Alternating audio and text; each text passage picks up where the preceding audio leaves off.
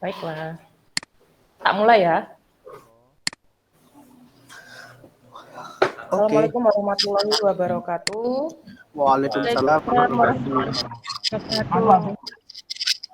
Sebelum memulai perkuliahannya Pak Ari, mari kita berdoa sesuai agama dan kepercayaan masing-masing. Berdoa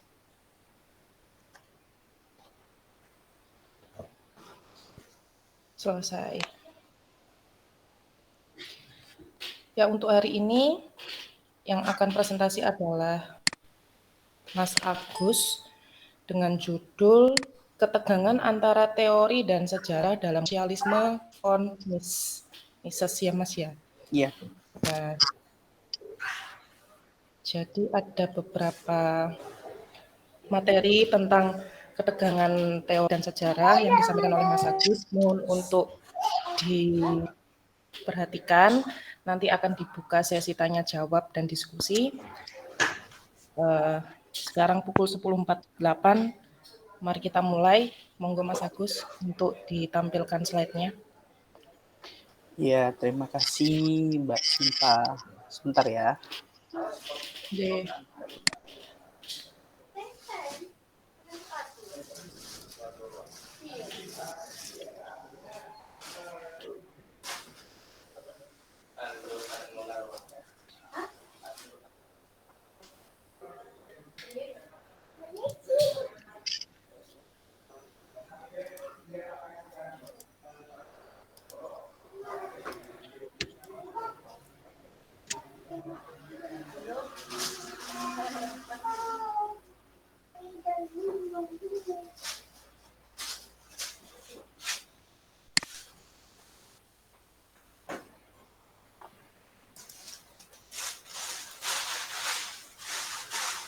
Oke, apakah sudah terlihat PPT-nya teman-teman? Sudah. Sudah. Baik, sebelumnya kita mulai presentasi kali ini ya. Kali ini saya akan mempresentasikan sebuah artikel jurnal tentang sejarah dan teori tentunya. Judul asli dari artikel jurnal ini ialah Tension Between Theory and History in von Mises Critique of Socialism. Ini ditulis oleh Eden Boff pada tahun 2018. Lalu ketika saya terjemahkan ternyata bahasa Indonesianya itu judulnya adalah Ketegangan Antara Teori dan Sejarah dalam Kritik Sosialisme von Mises.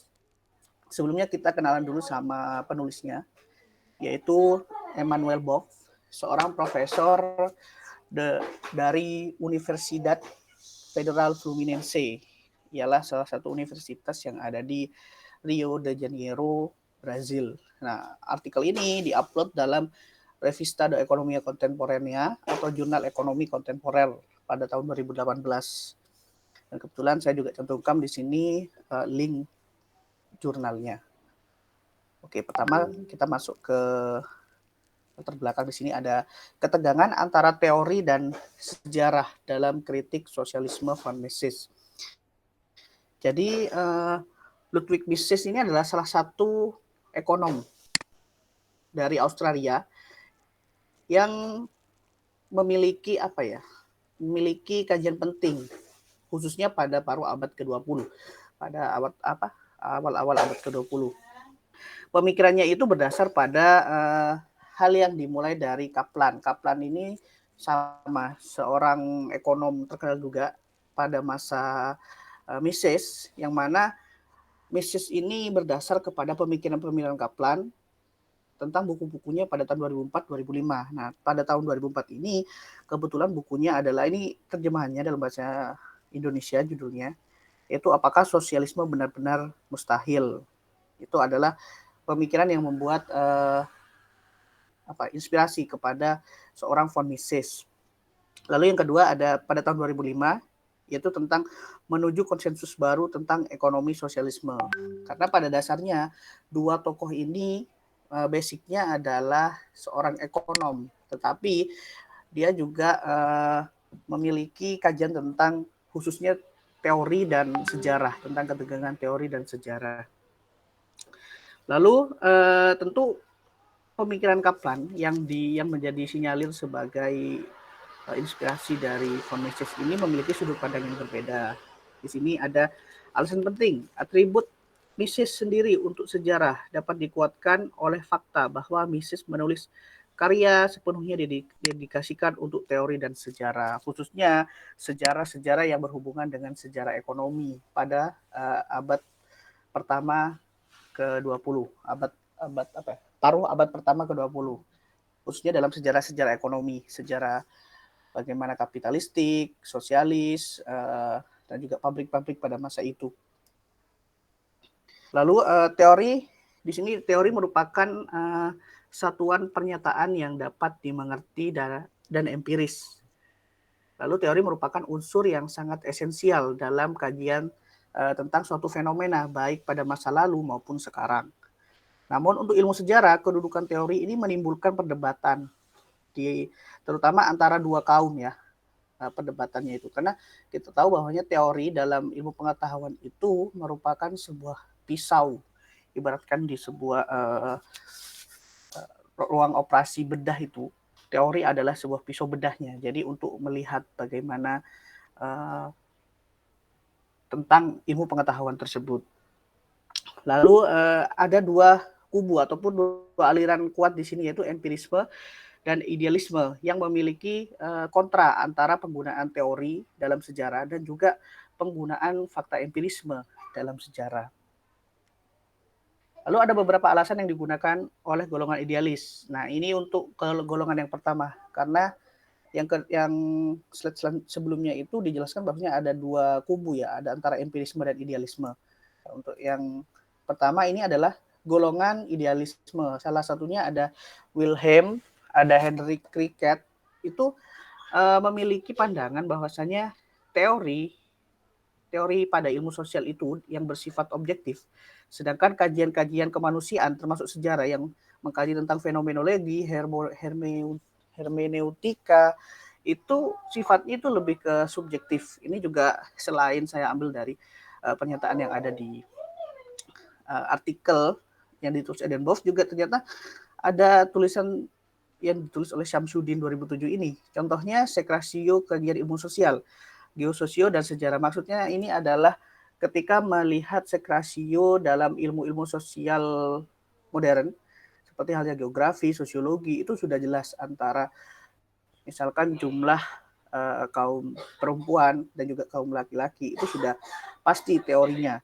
Tetapi dalam kajian sejarah, khususnya kalau kita melihat tentang sejarah masa lalu, praaksara dan sebagainya, jadi untuk melihat jumlah antara manusia purba pada masa itu tentang perempuan jumlahnya lebih banyak dari laki-laki atau laki-laki lebih banyak dari perempuan, itu sangat sifatnya subjektif. Jadi tidak ada patokan yang paten dalam penyebutan subjektivitas tersebut.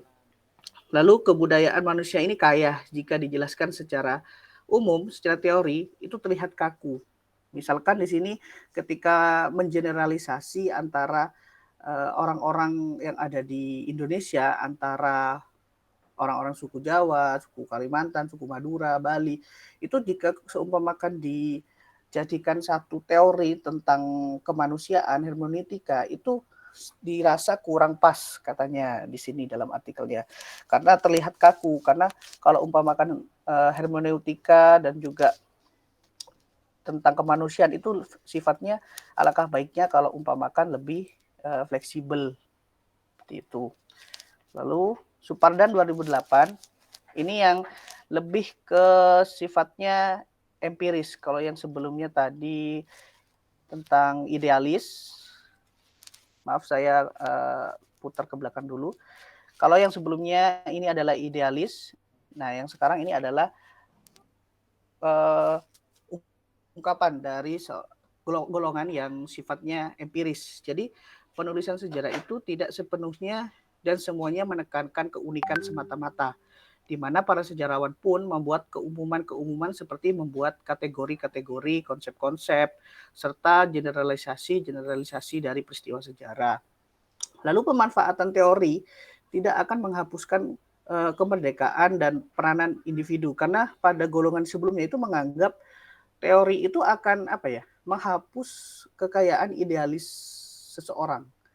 Jadi semuanya berpatokan kepada teori, ikut serta kayak following aja. Jadi ngikutin apa kata teori aja, nggak bisa mengeluarkan pendapat. Tetapi dalam pendapat dari golongan orang-orang empiris, teori itu tidak akan menghapuskan kemerdekaan dan peranan individu. Malah dengan penggunaan teori itu menjadi penguat terhadap argumen yang mungkin atau gagasan dari kita. Lalu dalam artikel yang ditulis oleh Edenboff ini tentang teori dan sejarah, itu sebenarnya ada 3 bagian utama yang penting dalam penulisannya.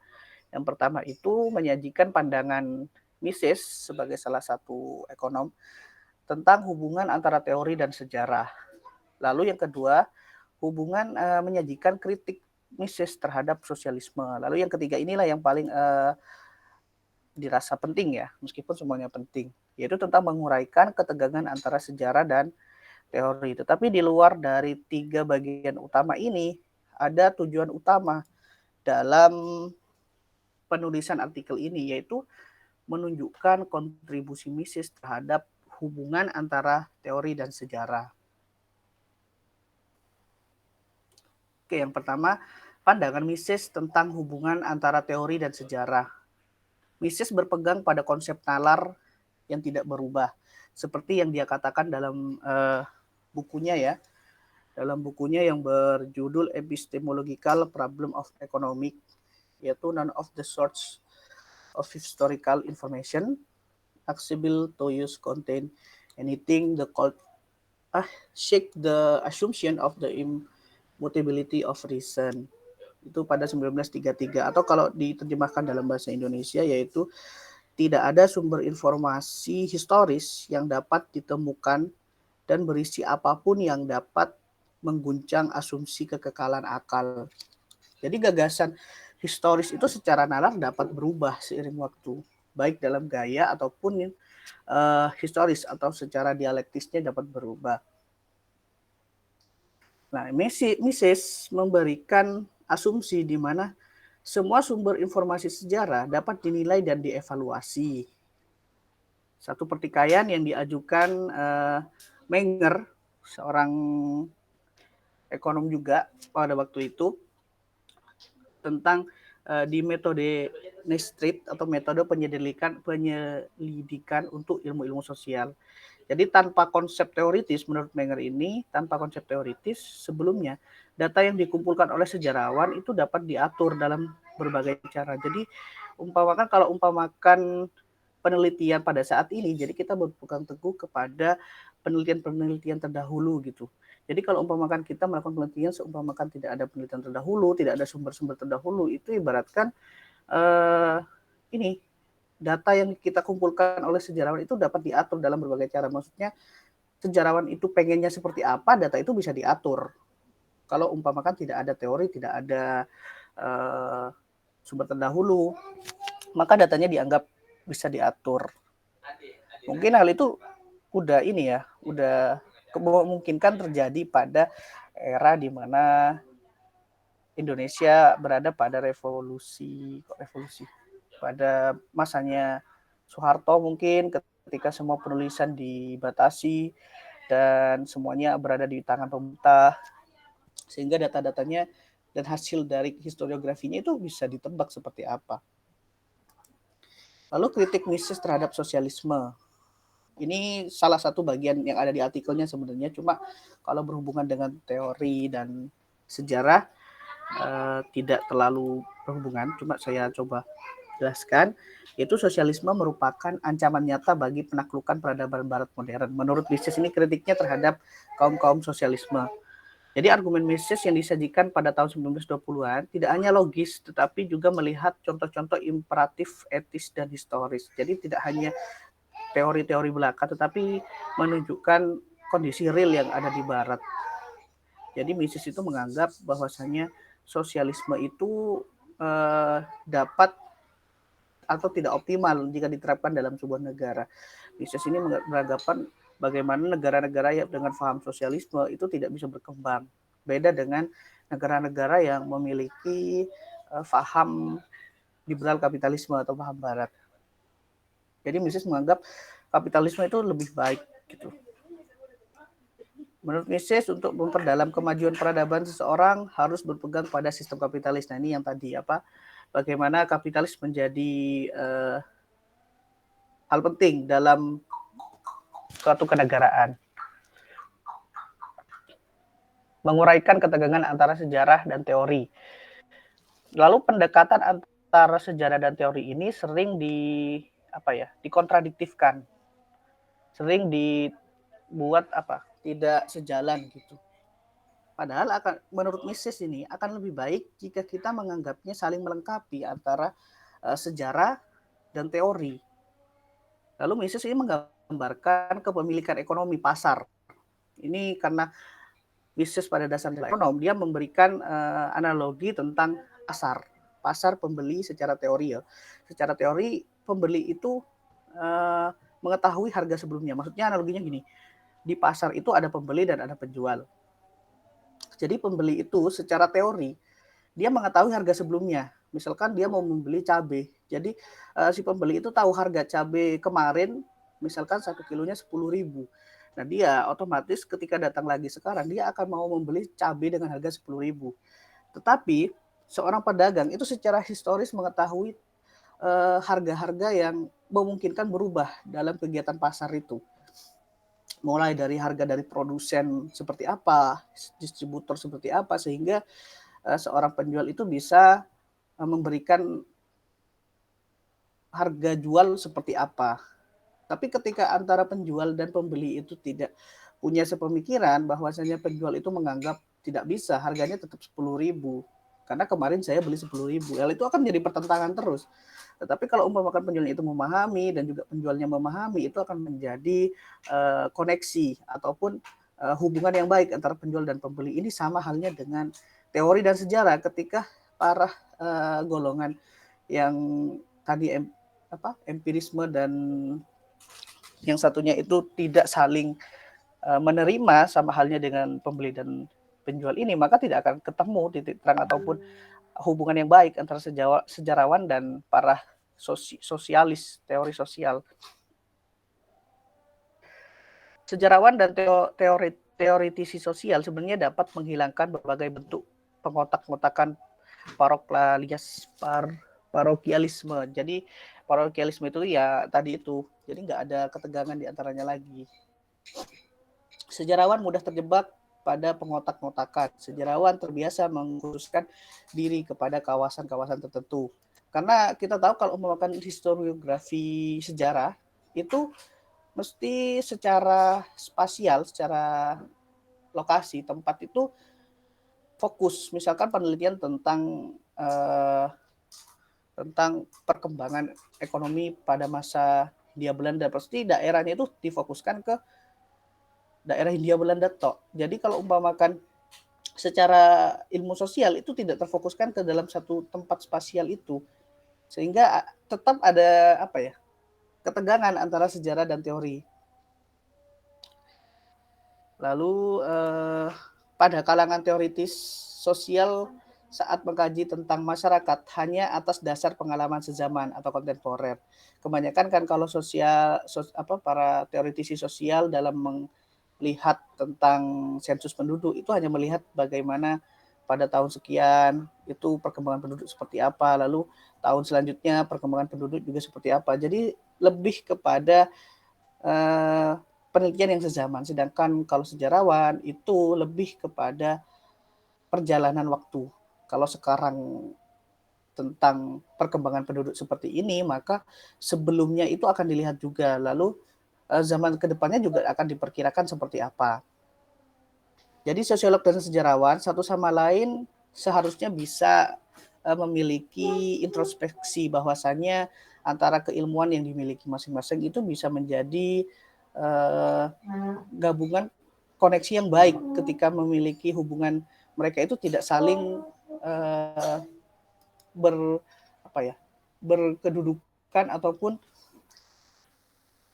terlalu mementingkan idealisnya masing-masing, bahwasanya sosialis ini ya pokok teori-teori sosial tidak membutuhkan sejarah, sedangkan sejarah tidak membutuhkan teori-teori sosial. Itu menurut pandangan Mises itu tidak baik seperti itu. Sebaiknya sejarawan dan sosiolog itu bisa membaur untuk mendapatkan tentang kebenaran yang baik tentunya. Ya, mungkin itu saja yang bisa saya bagi kepada teman-teman tentang bagaimana sih ketegangan teori dan sejarah berdasarkan kritik von Mises dalam sosialisme. Mungkin saya kembalikan kepada Mbak Sinta. Baik, sangat menarik sekali tentang pembahasan Mas Agus tentang cara menyajikan pandangan Mises, terus tentang hubungan antara teori dan sejarahnya, lalu menyajikan kritiknya Mises terhadap sosialisme, dan menguraikan ketegangan antara sejarah dan teori. Jadi sudah disampaikan Mas Agus panjang kali lebar tentang teorinya Mises. Mungkin teman-teman ada yang mau bertanya, dibuka sesi tanya jawab dan diskusi. Saya buka 3 penanya, monggo. Yang mau bertanya tentang ketegangan teori dan sejarah. Kan kita sebagai calon tenaga pendidikan harus bisa membedakan mana teori yang benar, mana dari materinya Mas Agus kan kita juga bisa belajar gimana sih caranya mengolah teori yang benar. Nah, mungkin bisa ditanyakan ke Mas Agus.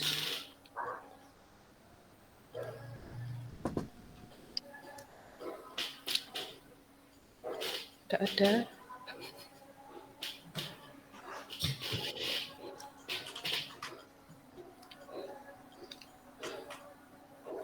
Mas Romi.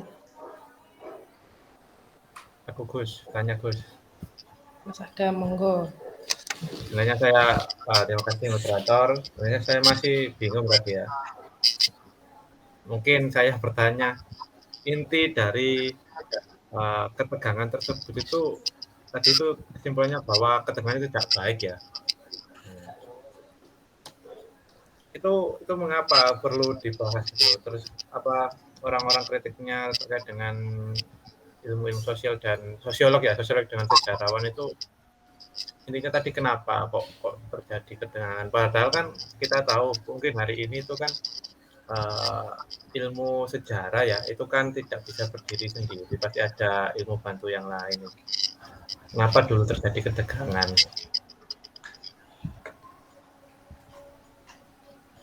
Langsung dijawab atau di hold dulu Mas Agus? Ya, langsung dijawab aja ya, mengalir aja. Nanti kalau misalkan ada pertanyaan lagi, langsung ini aja, langsung nyambung gitu. Baik. Jadi pertanyaan Mas Adam, ini inti dari ketegangan itu seperti apa? Maksudnya ketegangan itu terjadi karena apa? Sementara sejarah itu pada dasarnya membutuhkan ilmu-ilmu lain gitu ya Mas Adam ya.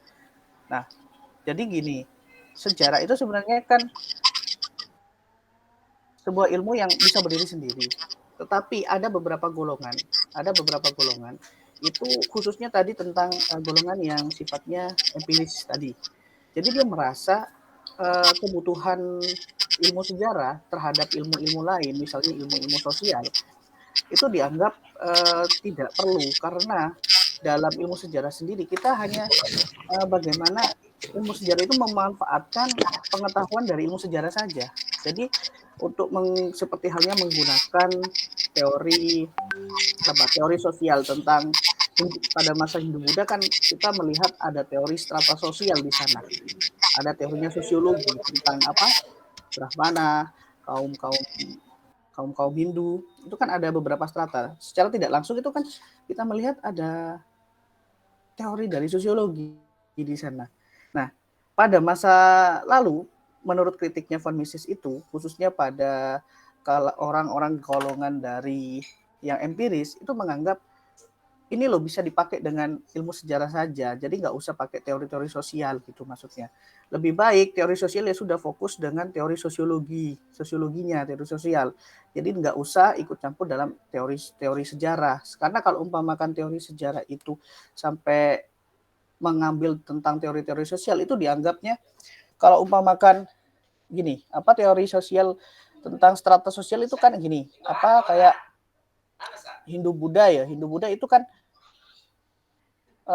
stratanya hanya menyangkut tentang orang-orang yang beragama Hindu, tidak semua manusia. Sedangkan sejarah itu kajiannya tentang semua tindakan, semua peristiwa yang dilakukan oleh manusia pada masa lalu.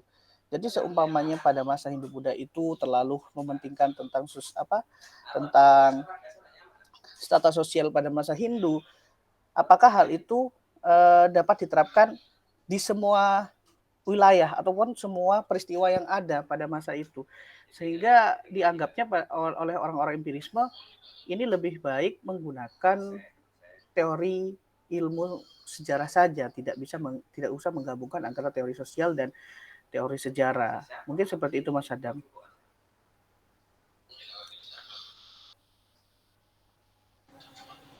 Baik, terima kasih Mas Adam. Ada sanggahan atau cukup? Mau bertanya lagi, kira-kira kan sudah ada ketegangan itu ya antara orang-orang yang sosiolog atau teori sosial dengan teori sejarah, dan tadi kesimpulannya bahwa mereka harus bergandengan gitu ya. Nah, apakah boleh hari ini ketika kita mau menulis sejarah itu hanya menggunakan teori sejarah saja tanpa menggunakan teori-teori sosial gitu?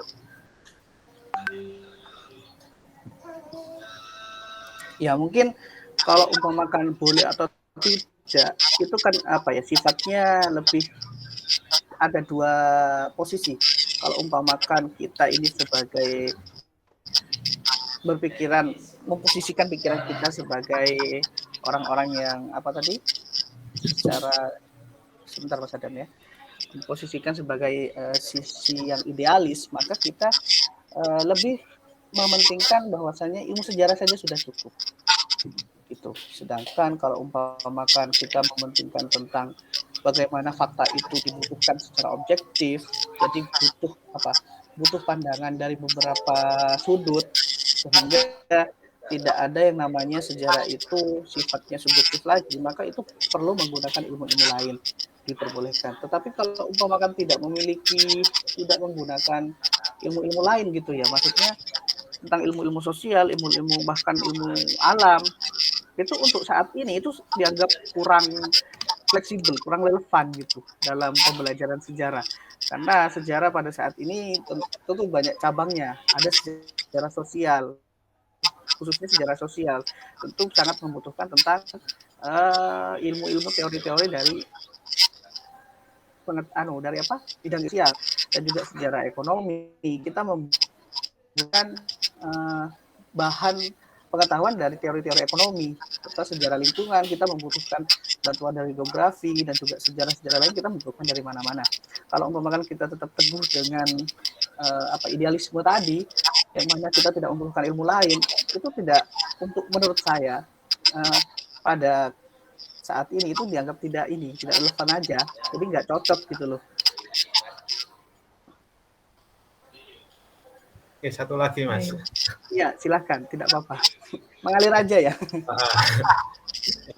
Saya tidak dapat membayangkan ya, mungkin saya hidup di zaman ini ketika sejarah itu bergandengan dengan ilmu-ilmu sosial ya.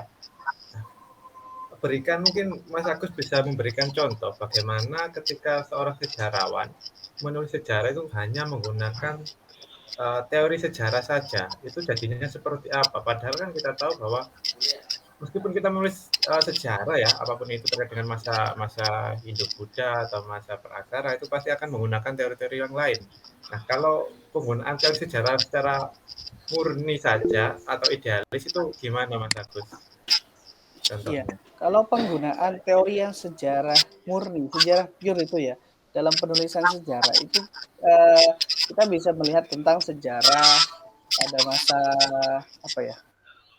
pada masa pembentukan, aku lupa Mas Adam. Cuma aku tahu itu tentang politik pada masa Yunani. Itu di mana seorang sejarawan itu lebih berfokus kepada idenya, idealismenya, kepada di mana dia itu lebih percaya kepada pemikirannya, filsafat, seperti filsafat pendidikan, filsafat sejarah. itu dia lebih condong kemana ke pemikirannya dia sendiri. Jadi tidak fokus ke ilmu-ilmu yang ada di sekitarnya. Ibaratkan dalam filsafat pendidikan itu ada ilmu ada gitu loh. Jadi dia itu nggak membutuhkan ilmu lain, jadi lebih ke pemikirannya dia sendiri. Jadi nggak terlalu, oh saya membutuhkan ilmu ini untuk menuliskan sebuah peristiwa. Jadi dia menuliskan sesuai apa yang dia pahami dan dia alami, serta memberikan pandangan-pandangan menurut penulis-penulis sebelumnya yang juga memiliki aliran sama dengan dia gitu loh. Ya mungkin Mas Adam bisa dipahami mungkin. Baik, Mas Adam, sudah bisa dipahami atau mau disanggah lagi? Sudah cukup. Terima kasih Mas Agus. Cukup. Ini ada pertanyaan dari Mas Romi. Ini. Jika kita membuat sebuah paper untuk pengembangan sejarah PT Gudang Garam pada mata kuliah sejarah ekonomi, misalnya dari Surya Wonodijojo hingga Susilo Wonodijojo untuk anak ilmu sejarah itu bagaimana? Pengembangan sejarah ekonominya untuk anak ilmu sejarah.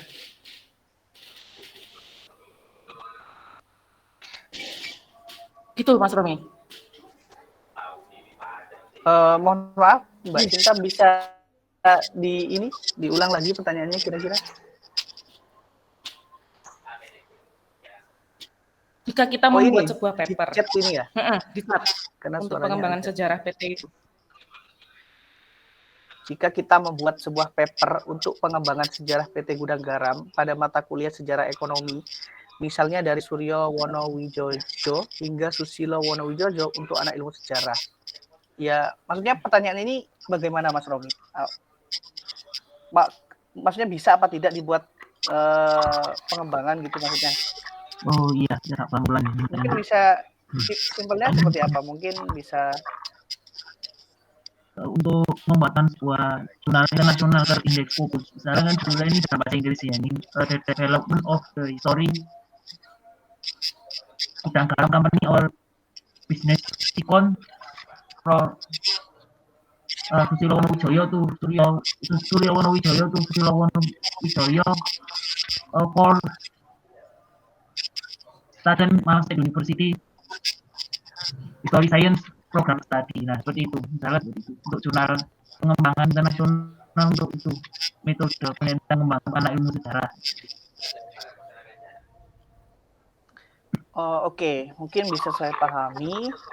Di sini kita membuat sebuah paper untuk pengembangan. Jadi kalau umpamakan anak ilmu sejarah itu kan lebih ini ya, lebih fleksibel, lebih luas tentang sejarah, tentang penulisan sejarah-sejarah, beda dengan anak-anak seperti kita mungkin ya, pendidikan sejarah. Jadi lebih difokuskan bagaimana menghubungkan antara ilmu sejarah dengan pendidikan sejarah.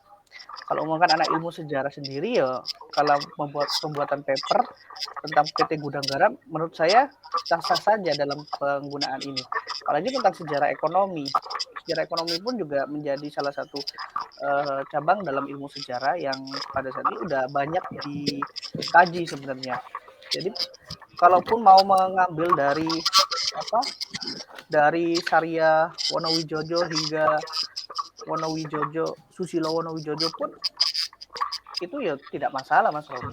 Mau ngambilnya dari zamannya siapa sampai siapa sebenarnya tidak masalah. Cuma bagaimana nantinya Mas Romi dalam papernya itu mungkin bisa memberikan kayak sekat gitu loh. Ternyata pada masanya Surya Wonowijojo itu seperti apa, lalu ketika adanya pergantian sampai Susilo Wonowijojo juga seperti apa, itu bisa dijelaskan sekatnya dengan jelas sehingga tidak kabur. Kalau umpamakan, apalagi ini kan tentang sejarah ekonomi, pasti ada namanya naik, turun, dan juga profit, defisit. Nah, itu hal-hal yang lumrah dalam sejarah ekonomi, dalam penulisannya. Jadi lebih penulisan sejarahnya lebih ditata aja, maksudnya alurnya jelas gitu loh dalam proses penulisan papernya. Mungkin seperti itu Mas Romi.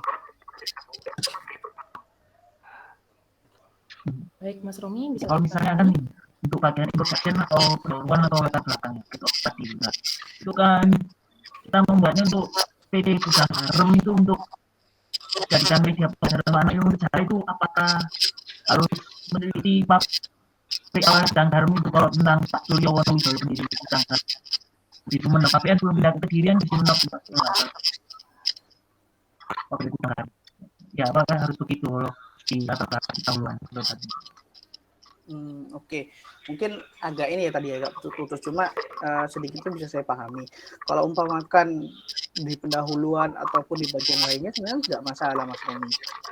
Jadi itu dalam penulisan papernya ya Mas Romi aja bagaimana menjelaskan tentang perkembangan sejarah PT Garam aja, atau bahkan karena PT Garam itu umurnya sudah bahkan lebih dari umur Indonesia Merdeka, lebih dari 67 tahun, itu bahkan berada pada masa kolonial Belanda ketika daerah Kalianget itu dikuasai oleh Raffles. Itu kan bisa saja diangkat dari sana lalu dikembangkan, ada perkembangannya apa, lalu fungsinya apakah fungsinya dulu itu sama dengan sekarang gitu loh Mas Romi. Mungkin bisa dijelaskan seperti itu juga bisa sih. Itu tergantung bagaimana Mas Romi ingin mengemas tentang sejarah PT Gudang Garam itu saja. Cuma ya perlu diperhatikan juga dalam penulisannya keterangan waktu toko itu juga harus jelas, sehingga karena kalau umpamakan bicara ekonomi itu rentan sekali kalau umpama melihat pada masa kejayaan, masa pemunduran itu perlu dijelaskan juga kejayaannya itu karena apa, lalu kemundurannya seperti apa gitu. Mungkin seperti itu Mas Romi. Biasakan langsung cukup.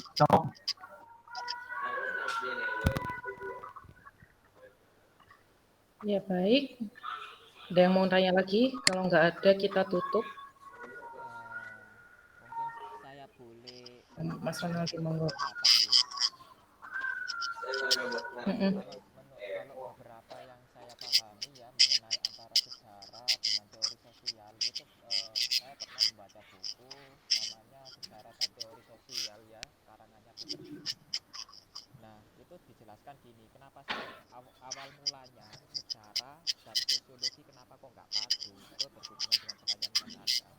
Kalau saya berpendapat yang saya pahami ketika saya memahami di bukunya Peter Brook itu awalnya apa? Awalnya gini. Awalnya itu gini. Jadi dapat dilihat itu sebetulnya nggak ada perselisihan antara sosiologi dan sejarawan tentang disiplin ilmu tersendiri, itu zamannya Leopold von Ranke itu. Nah, tapi ketika terdapat aliran positivisme yang pelopornya adalah August Comte, ya itu kan pelopornya dan itu juga bapak sosiologi, itu mengatakan bahwa sosiologi dan sejarah itu nggak sama. Itu akan itu ada dibedakan. Bahkan Comte itu mengatakan gini, Comte itu sejarah itu tidak penting karena kekanak-kanakan gitu, nggak rasional katanya. Karena sejarah itu hanya peristiwa masa lalu gitu maksudnya itu Comte. Nah di situ kemudian sampai berkembang lagi ke Spencer, dan kemudian akhirnya yang menengahi itu adalah Max Weber dengan pendekatannya Weberian itu. Nah, Mas Weber itu kan memang dikatakan ahli sosiologi memang. Tetapi sebetulnya kalau di dalam bukunya Peter Brook, dia itu malah lebih suka dikatakan sejarawan maupun ahli ekonomi. Karena Karena pandangannya tentang sejarah itu sangat luas sekali. Jadi itu Weber akhirnya menurunkan mempengaruhi gaya penulisannya sejarawan seperti Van Leeuwen, Indonesian Trade Society, kemudian Bernard Crick ya yang tentang Indonesian Sociology Studies. Dia dia itu menyatukan, mensintesis antara sosiologi dan sejarah. Awalnya di situ dari Weber. Dari Weber kemudian menurunkan Strik van Leur sampai Sartono, sampai Wertheim kemudian menurunkan Sartono. Itu awal mulanya di situ, awal mula dari apa? Dari awal perselisihan sampai antara sejarah dan teori sosial itu tadi. Nah, kemudian untuk apa? Untuk dari sejarah nih Mas Romi ya tentang Surya Wonowijoyo sampai apa? Sampai Susilo Wonowijoyo kita ketahui yang mana perkembangannya. Sejarah itu kan selalu kita itu mencari perubahannya. Kalau menurut kelompok analis itu kan kalau perubahan ekonomi itu kan 25 tahun. Ya, 25 tahun syaratnya itu 25 tahun kalau menurut beberapa kelompok analis ya sebagaimana yang sudah dijelaskan oleh Pak Ari. Jadi itu. Nah, kalau fokusnya ke ekonomi, kita lihat dulu dari apa? Dari perubahan-perubahan ekonomi tersebut. Nah, perubahan-perubahan ekonominya yang dilakukan oleh Surya Wonowijoyo itu seperti apa? Sampai Susilo Wonowijoyo itu perubahan-perubahan ekonomi dari apa? Dari Surya sampai Susilo itu. Jadi itu perkembangannya. Itu saja mungkin itu yang saya tambahkan. Itu. Baik, terima kasih untuk pendapatnya. Udah nggak ada lagi nih yang mau tanya. Kalau nggak ada, kita tutup presentasi dari Mas Agus. Nggak ada ya? Baiklah, kita tutup aja presentasi dari Mas Agus. Dapat tak ambil kesimpulan sedikit bahwa adanya teori, terus adanya perdebatan teori seperti apa dalam sejarah, itu kita bisa mengambil kesimpulan bahwasanya seharusnya tuh kita bisa memiliki atau introspeksi diri lah dengan meminjamkan kacamata lawan, kita harus berbaur untuk mendapatkan kebenaran teori yang baik. Jadi gitu, cukup sekian presentasi dari Mas Agus. Kita tutup dengan doa. Monggo, berdoa mulai. Selesai.